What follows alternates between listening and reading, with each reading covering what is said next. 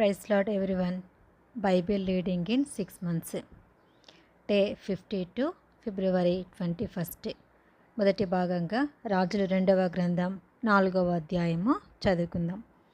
అంతటా ప్రవక్తల శిష్యులలో ఒకని భార్య, నీ దాసుడైన నా పెన్మిటి చనిపోయాను.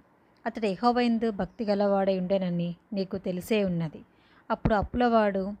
ఇప్పుడు అప్పులవాడు నా 2 కుమారులు తనకు దాసులుగా ఉండుటకై వారిని పట్టుకొని పోవుటకు వచ్చి ఉన్నాడని ఎలీషాకు మొరపెట్టగా, ఎలీషా, నా వలన నీకేమి కావాలను? నీ ఇంట్లో ఏమి ఉన్నదో అది నాకు తెలియచెప్పుమనెను. అందుకే ఆమె, నీ దాసురాలని నా ఇంటిలో నూనె కుండ ఒకటి ఉన్నది, అది తప్ప మరి ఏమీ లేదు అనెను. అంతటా నీవు బయటికి పోయి నీ ఇరుగు పొరుగు వారందరి యొద్ద దొరకగలిగిన వట్టి పాత్రలన్నిటినీ అరువు పుచ్చుకొనుము. అప్పుడు నీవు నీ ఇంటిలోనికి వచ్చి నీవును నీ కుమారులను లోపల నుండి తలుపులు మూసి ఆ పాత్రలన్నిటిలో నూనె పోసి నిండినవి ఒక తట్టున ఉంచుమని ఆమెతో సెలవీయగా, ఆమె అతని యొద్ద నుండి పోయి తానును కుమారులను లోపల నుండి తలుపు మూసి కుమారులు తెచ్చిన పాత్రలలో నూనె పోసెను. పాత్రలన్నీ నిండిన తర్వాత ఇంకా పాత్రలు తెమ్మని ఆమె తన కుమారునితో చెప్పగా వాడు మరేమీ లేవని చెప్పెను. అంతలో నూనె నిలిచిపోయాను. ఆమె దైవజనుడైన అతని యొద్దకు వచ్చి సంగతి తెలియచెప్పగా అతడు, నీవు పోయి ఆ నూనెను అమ్మి నీ అప్పులు తీర్చి మిగిలిన దానితో నీవును నీ పిల్లలను బ్రతుకుడని ఆమెతో చెప్పాను. ఒక దినమందు ఎలీషా షునేము పట్టణమునకు పోగా అచ్చట గనురాలైన ఒక స్త్రీ భోజనమునకు రమ్మని అతని బలవంతం చేశాను. కనుక అతడు ఆ మార్గమును వచ్చినప్పుడల్లా ఆమె ఇంట భోజనం చేయొచ్చు వచ్చాను.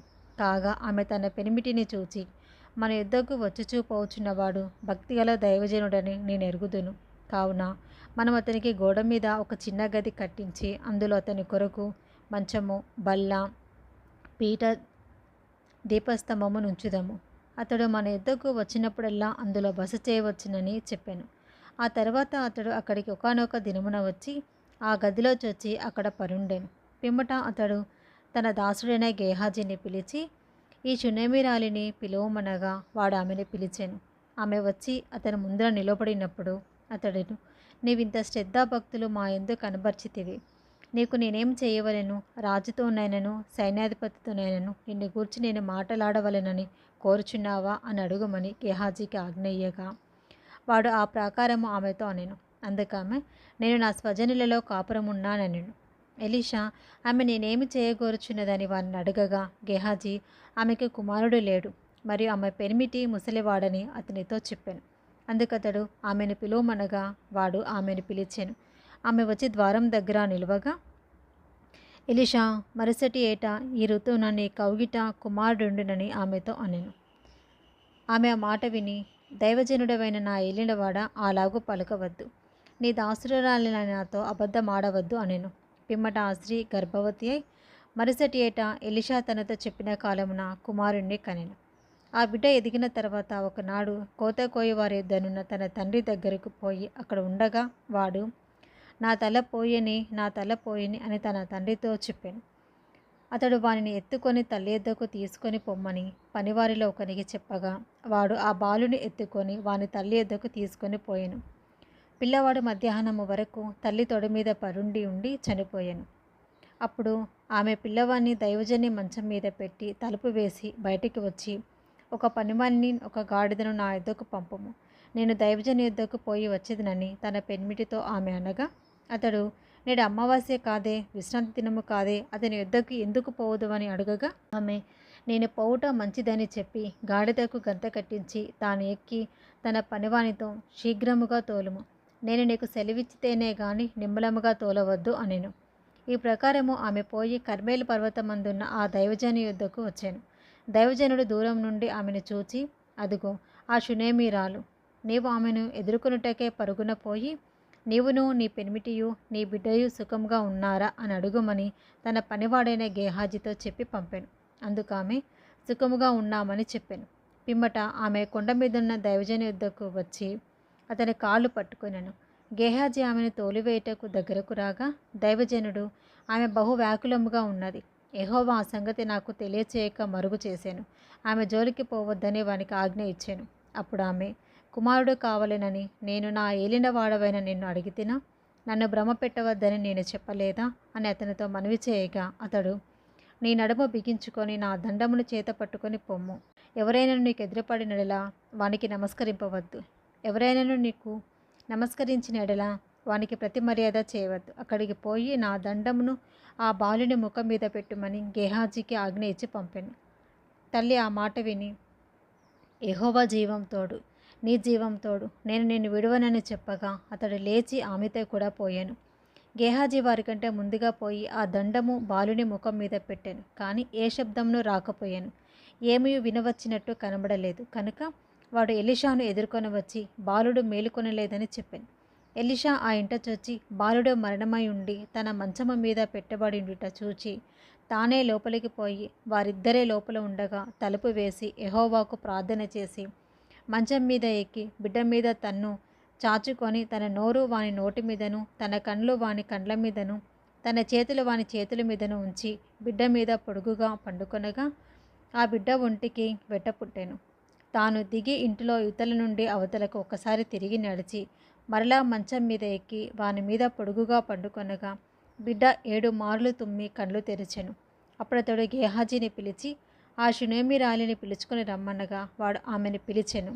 ఆమె అతని యుద్ధకు రాగా అతడు, నీ కుమారుని ఎత్తుకొనమని ఆమెతో చెప్పాను. అంతటా ఆమె లోపలికి వచ్చి అతని కాళ్ళ మీద సాష్టాంగపడి లేచి తన కుమారుని ఎత్తుకొని పోయెను. ఎలీషా గిల్గాలునకు తిరిగి రాగా ఆ దేశమందు క్షామము కలిగి ఉండెను. ప్రవక్తల శిష్యులు అతని సమక్షమునందు కూర్చుండి ఉండగా అతడు తన పనివానిని పిలిచి పెద్ద కుండ పొయ్యి మీద పెట్టి ప్రవక్తల శిష్యులకు కూర వంట చేయుమని సెలవిచ్చాను.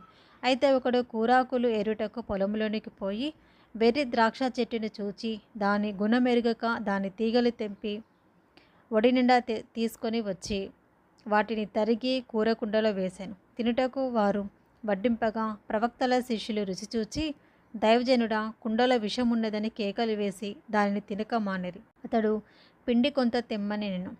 వారు తేగ కుండలో దాన్ని వేసి జనులు భోజనం చేయుటకు వడ్డించుడని చెప్పాను. వడ్డింపగా కుండలో మరి ఏ జబ్బు కనిపింపకపోయాను.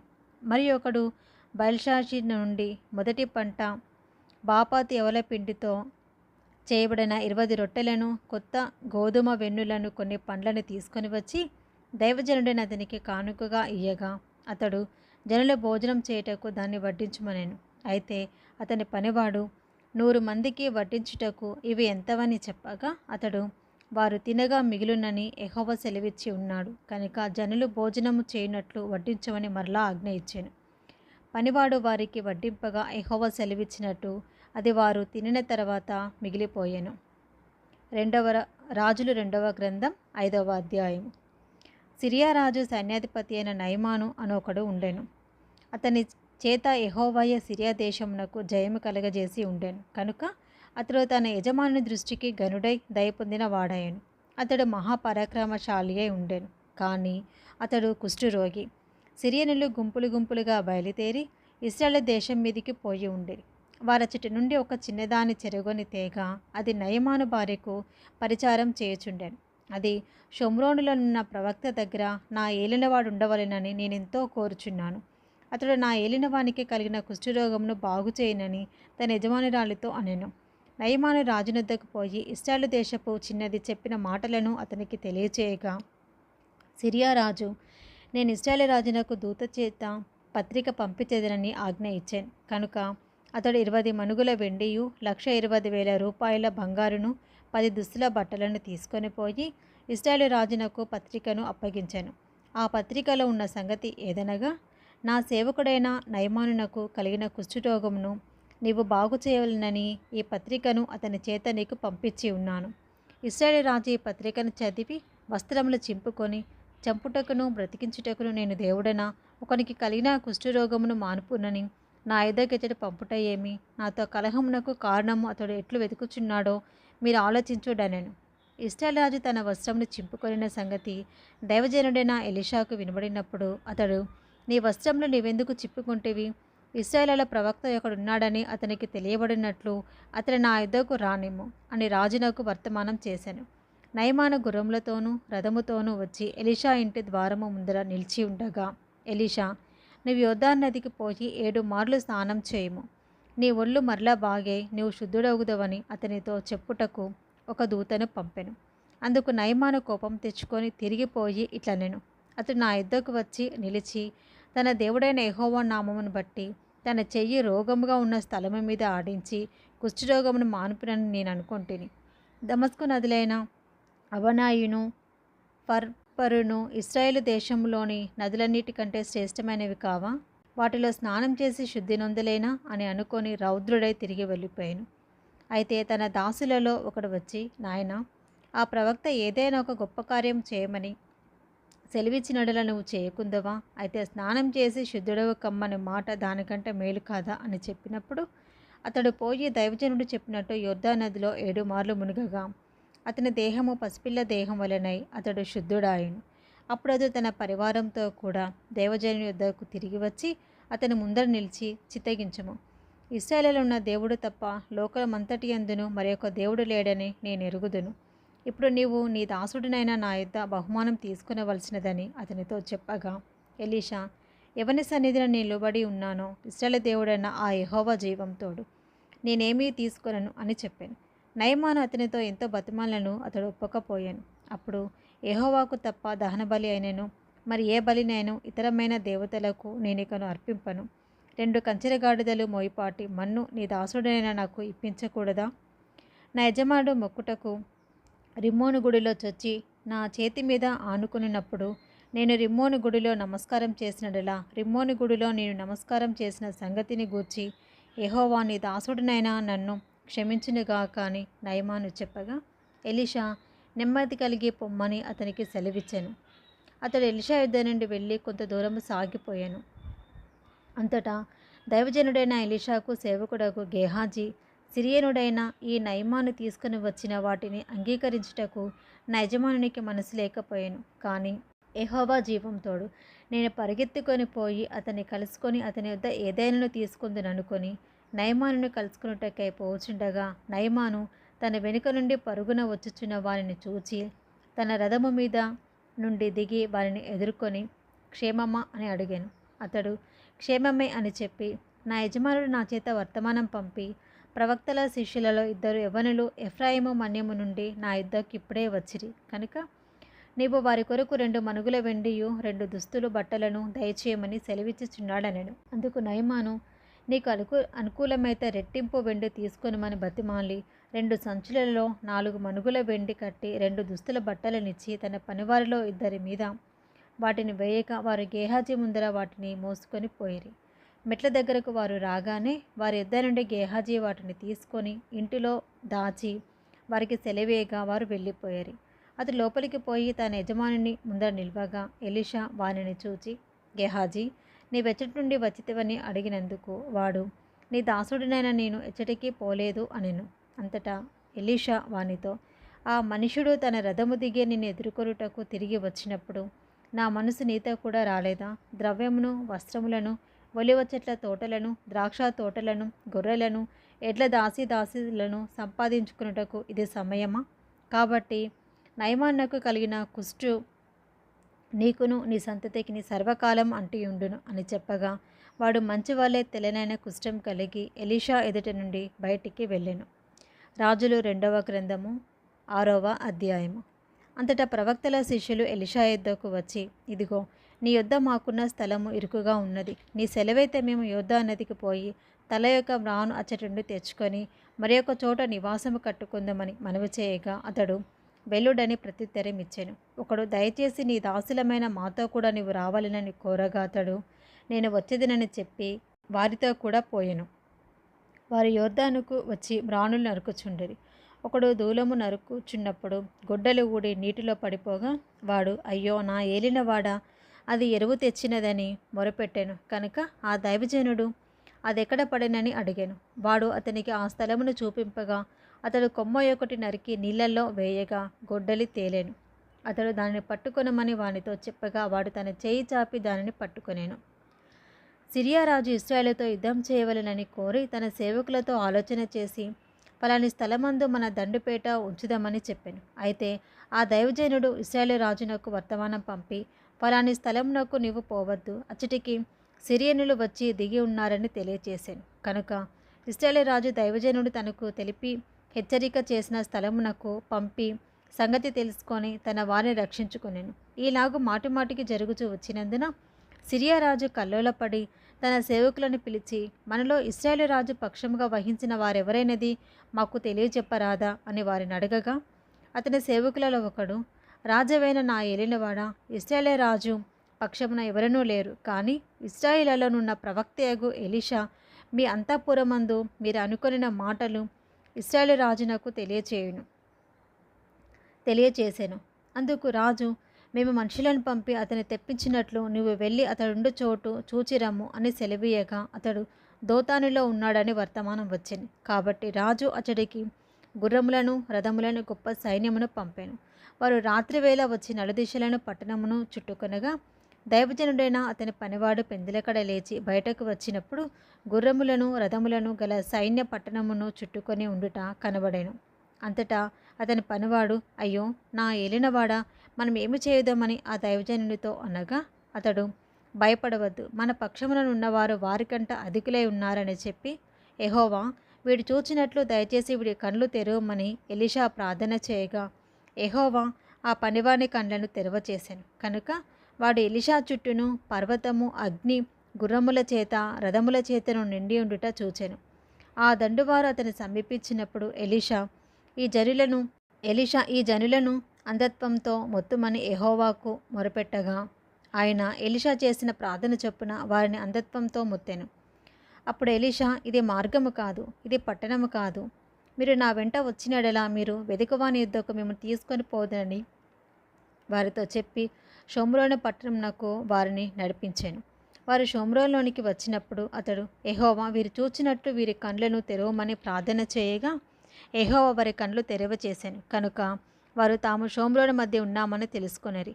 అంతటి ఇశ్రాయేలు రాజు వారిని పారచూచి, నాయనా వీరిని కొట్టుదునా అని ఎలీషాను అడగగా అతడు, నీవు వీరిని కొట్టవద్దు, నీ కత్తి చేతను నీ వింటి చేతను నీవు చెరపట్టిన వారినైనను కొట్టుదువా? వారికి భోజనము పెట్టించి వారు తిని త్రాగిన తర్వాత వారు తమ యజమానుని యుద్ధకు వెళ్ళుదురని చెప్పాను. అతడు వారి కొరకు విస్తారమైన భోజన పదార్థములను సిద్ధపరచగా వారు అన్నపానములు పుచ్చుకొని రాజు సెలవు పొంది తమ యజమానుని యుద్ధకు పోయిరి. అప్పటి నుండి సిరియనుల దండువారు ఇశ్రాయేలు దేశంలోనికి వచ్చుట మానిపోయాను. అటు తర్వాత సిరియా రాజు అయిన బెన్హదదు తన సైన్యమంతటిని సమకూర్చుకొని వచ్చి షోమ్రోనుకు ముట్టడి వేశాను. అప్పుడు షోమ్రోనులో గొప్ప క్షామము కలిగి ఉండగా గాడిద యొక్క తల 80 రూపాయలకును పావురపు రెట్ట 5 రూపాయలకును అమ్మబడెను. వారు అంత కఠినముగా ముట్టడి వేసి ఉండేది. అంతటా ఇశ్రాయేలు రాజు పట్టణపు ప్రాకారము మీద సంచారం చేయగా ఒక స్త్రీ రాజును చూచి, రాజవైన నా ఏలినవాడా, సహాయం చేయమని కేకలు వేయుట విని, యెహోవా నీకు సహాయం చేయనిది నేను ఎక్కడ నుండి నీకు సహాయం చేయుదును? కళ్ళంలో నుండి అయినను ద్రాక్ష గానుగల నుండి అయినను దేనినైనను ఇచ్చి సహాయం చేయ వల్లపడదని చెప్పి, నీ విచారమునకు కారణమేమని అడగగా అది, ఈ స్త్రీ నన్ను చూచి, నేటి ఆహారంనకు నీ బిడ్డను ఇమ్ము, రేపు మనము నా బిడ్డను భక్షించుదుము అని చెప్పినప్పుడు మేము నా బిడ్డను వంట చేసుకొని తింటిమి. అయితే మరునాటి యందు నేను దాన్ని చూచి, నేటి ఆహారంనకు నీ బిడ్డను ఇమ్మని అడిగి తిని, కానీ అది తన బిడ్డను దాచిపెట్టెనని చెప్పాను. రాజు ఆ స్త్రీ మాటలు విని తన వస్త్రములను చింపుకొని ఇంకా ప్రాకారం మీద నడిచిపోవచ్చుండగా జనులు అతన్ని తేరి చూచినప్పుడు లోపల అతని ఒంటి మీద గోనెపట్ట కనబడెను. తర్వాత రాజు, షాపాతు కుమారుడైన ఎలీషా యొక్క తల ఈ దినమున అతని పైన నిలిచి ఉన్నడలా దేవుడు నాకు గొప్ప అపాయం కలగజేయనుగాక అనెను. అయితే ఎలీషా తన ఇంట కూర్చొని ఉండగా పెద్దలను అతనితో కూడా కూర్చుండి ఉన్నప్పుడు రాజు ఒక మనిషిని పంపెను. ఆ పంపినవాడు ఎలీషా దగ్గరకు రాకమునిపే అతడు ఆ పెద్దలను చూచి, ఈ నరహంతకుని కుమారుడు నా తలను కొట్టివేయుటకు ఒకని పంపి ఉన్నాడని మీకు తెలిసినదా? మీరు కనిపెట్టి ఉండి ఆ దూత రాగా వాడు లోపలికి రాకుండా తలుపుతో వానిని వెలుపలికి త్రోసి తలుపు మూసివేయడి. వాని యజమానుని కాళ్ళ చప్పుడు వాని వెనుక వినబడును కదా అని వారితో చెప్పుడనగా ఆ దూత అతని యుద్ధకు వచ్చెను. అంతటా రాజు, ఈ కీడు యెహోవావలనైనది, నేను ఇక ఎందుకు యెహోవా కొరకు కనిపెట్టి ఉండవలెను అనెను. రాజులు 2వ గ్రంథము 7వ అధ్యాయము. అప్పుడు ఎలీషా రాజుతో ఇట్లా అనెను, యెహోవా మాట ఆలకించుము. యెహోవా సెలవిచ్చినదేమనగా, రేపు ఈ వేళకు షోమ్రోను ద్వారమందు రూపాయి ఒకటింటికి ఒక మానిక సన్నని పిండియు, రూపాయి ఒకటింటికి 2 మానికల ఎవలును అమ్మబడును. అందుకు ఎవరి చేతి మీద రాజు ఆనుకొని ఉండునో ఆ అధిపతి, యెహోవా ఆకాశమంది కిటికీలు తెరిచినను అలాగు జరుగున అని దైవజనునికి ప్రత్యుత్తరమియ్యగా, అతడు, నీవు కన్నులారా దాన్ని చూచెదవు గాని దానిని తినకుందువని అతనితో చెప్పాను. అప్పుడు పట్టణపు గుమ్మమునొద్ద 4 కుష్ఠరోగులుండగా వారు ఒకరినొకరు చూచి, మనము చచ్చిపోవు వరకు ఇచ్చట ఎందుకు కూర్చుండవలెను? పట్టణంలోనికి పోవుదామనుకొంటిమా? పట్టణమందు క్షామం ఉన్నందున అచ్చట చచ్చిపోదుము. ఇచ్చట ఊరక కూర్చున్నను ఇచ్చటను చచ్చిపోదాము. పదండి, సిరియన్ల దండుపేటలోకి పోదాం రండి. వారు మనల్ని బ్రతికనిచ్చినా బ్రతుకుదము, మనల్ని చంపినా చత్తుము అని చెప్పుకొని సంధ్య చీకటి యందు సిరియనుల దండుపేటలోనికి పోవలెనని లేచి సిరియనుల దండు వెలుపలి భాగమునొద్దకు రాగా అచ్చట ఎవరినో కనబడకపోయిరి. యెహోవా రథముల ధ్వనియు, గుర్రముల ధ్వనియు, గొప్ప సమూహపు ధ్వనియు సిరియనుల దండునకు వినబడినట్లు చేయగా, వారు మన మీదికి వచ్చుటక ఇశ్రాయేలు రాజు హిత్తీయుల రాజునకును ఐగుప్తీయుల రాజులకును బత్తెమిచ్చి ఉన్నాడని సిరియనులు ఒకరితో ఒకరు చెప్పుకొని లేచి తమ గుడారంలోనైనను, గుర్రంలోనైనను, గాడిదలోనైనను, దండుపేటలోనున్న వాటిలోనైనను ఏమీ తీసుకొనకయే తమ ప్రాణములు రక్షించుకొనుట చాలుననుకొని సంధ్య చీకటిని ఉన్నట్లుగా పేట విడిచి పారిపోయి ఉండిరి. కాబట్టి ఆ కుష్ఠరోగులు దండుపేట వెలుపటి భాగమునొద్దకు వచ్చి ఒక గుడారము చొచ్చి భోజనపానములు చేసి అచ్చట నుండి వెండి బంగారములను బట్టలను ఎత్తుకొని పోయి దాచిపెట్టి తిరిగి వచ్చి మరొక గుడారము చొచ్చి అచ్చట నుండి సొమ్ము ఎత్తుకొని పోయి దాచిపెట్టిరి. వారు, మనము చేయునది మంచి పని కాదు. నేటి దినము శుభవర్తమానం గల దినము. మనము ఊరుకొనేలా తెల్లవారి వరకు మనం ఇచ్చట నుండి నెడల ఏదైనా ఒక అపాయము మనకు సంభవించును. కనుక మనము వెళ్ళి రాజు ఇంటి వారితో సంగతి తెలియచెప్పుదాము రండని ఒకరితోనొకరు చెప్పుకొని వచ్చి పట్టణపు ద్వారపాలకుని పిలిచి, మేము సిరియనుల దండుపేటకు పోతిమి. అచ్చట ఏ మనిషియు కనబడలేదు, మనిషి చప్పుడైనను లేదు. కట్టబడిన గుర్రములు, కట్టబడిన గాడిదలు ఉన్నవి, కానీ గుడారముల దగ్గర ఎవరనూ లేరని వానితో అనగా, వాడు ద్వారపాలకుని పిలిచెను. వారి లోపలనున్న రాజు ఇంటి వారితో ఆ సమాచారం తెలియచెప్పగా, రాజు రాత్రి యందు లేచి తన సేవకులను పిలిచి, సిరియనులు మనకు చేసిన దానిని నేను మీకు చూపింతును. మనం ఆకలితోనున్న సంగతి వారికి తెలిసి ఉన్నది కనుక వారి పట్టణంలో నుండి బయటకు వచ్చినడలా మనము వారిని సజీవులుగా పట్టుకొని పట్టణమందు ప్రవేశింపగలమని యోచన చేసి పేట విడిచి పొలంలోనికి పోయి పొంచి ఉన్నారని వారితో అనెను. అప్పుడు అతని సేవకులలో ఒకడు ఈలాగు మనవి చేసెను, ఇంతకుముందు ఇశ్రాయేలు వారిలలో బహుమంది మనుషులు లయమైపోయిరి కదా, ఇక 5 లయమైపోవుట అబ్బురమా? నీకు అనుకూలమైన ఎడల పట్టణమందు మిగిలి ఉన్న రౌతులలో 5 తీసుకొని పోనిమ్ము, మనము వారిని పంపి చూచిదమని చెప్పాను. వారు జోడు రథములను వాటి గుర్రములను తీసుకొనగా సిరియనుల సైన్యం వెనుకపోయి చూచి రండని రాజు వారితో సెలవిచ్చి పంపెను. కాబట్టి వారు వారి వెనుక యొర్దాను నది వరకు పోయి సిరియనులు తొందరగా పోయినంత లెక్క పారవేసిన వస్త్రములను సామానులను చూచి ఆ దూతలు తిరిగి వచ్చి రాజుతో సంగతి తెలియచెప్పగా, జనులు బయలుదేరి సిరియనుల దండుపేటను దోచుకొనిరి. కాబట్టి యెహోవా మాట చొప్పున రూపాయి ఒకటింటికి ఒక మానిక సన్నని పిండియు, 2 మానికల ఎవలను అమ్మబడెను. ఎవని చేతి మీద రాజు ఆనుకొని ఉండెనో ఆ అధిపతి ఆ ద్వారమున నిలబడుటకు నిర్ణయింపబడగా, రాజు దైవజను యొద్దకు వచ్చినప్పుడు ఆ దైవజనుడు అతనితో చెప్పిన ప్రకారము ద్వారమందు జనుల త్రొక్కుడు చేత అతడు మరణమాయెను. మరియు రూపాయి ఒకటింటికి 2 మానికలు ఎవలను, రూపాయి ఒకటింటికి ఒక మానిక సన్నని పిండియు రేపు ఈ వేళప్పుడు షోమ్రోనులు అమ్మబడునని దైవజనుడు రాజుతో చెప్పిన మాట నెరవేరెను. ఆ అధిపతి, యెహోవా ఆకాశమందు కిటికీలు తెరిచినను అది జరుగునా అని ఆ దైవజనునితో చెప్పగా, అతడు, నీవు కన్నులారా చూచెదవు కానీ దానిని తినకపోదువని ఆ అధిపతితో చెప్పాను. జనులు ద్వారమందు అతని త్రొక్కగా అతడు మరణమాయెను కనుక ఆ మాట ప్రకారము అతనికి సంభవించెను. ఇది మొదటి భాగమండి. Praise the lord.